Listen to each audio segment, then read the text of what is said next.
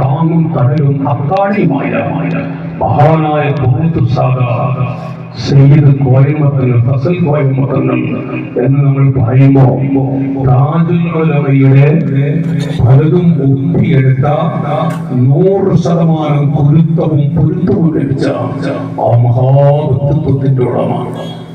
എന്താണ് അവിടുത്തെ ജീവിതത്തിന്റെ ചെലവാങ്ങലുകളെ സൂചിപ്പിച്ചു ഞങ്ങൾ. അവിടുത്തെ ലാളിത്യമുള്ള ജീവിതം, കിബിർ എന്താണെന്ന് അവിടത്തേക്ക് അറിയില്ല. പക്ഷെ ദീനിന്റെ വിഷയത്തിൽ നല്ല കടുപ്പമുള്ള, അത് നിങ്ങൾക്കൊക്കെ അറിയാം. ഒരു സമയം ഒരു വർഷോടെ നടന്നിട്ടുണ്ട്.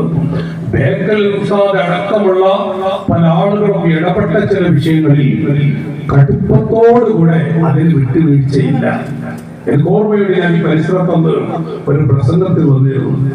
അന്നാണ് ഇത് ഒരു ഗർജിക്കുന്ന ഒരു സിംഹമാണ്, പുലിയാണെന്നൊക്കെ സാധാരണ പറയാറില്ല ആളുകൾ. പക്ഷേ അവിടുത്തെ ജീവിതത്തിൽ കുറെ സിയാറത്തിനും മറ്റൊക്കെ കൂടെ പോയിട്ടുണ്ട്. ഓസുലാണെന്ന അരികിൽ പോയിട്ടുണ്ട്. അതുപോലെ തന്നെ മിസ്രിൽ ഷാഫി ഇമാം അടക്കമുള്ളവരുടെ അരികിൽ ബഹുമാനപ്പെട്ടവരുടെ കൂടെ യാത്ര ചെയ്തിട്ടുണ്ട്. ഇത് താജുലയുടെ മോനാണെന്ന് പറഞ്ഞറിയിക്കണം.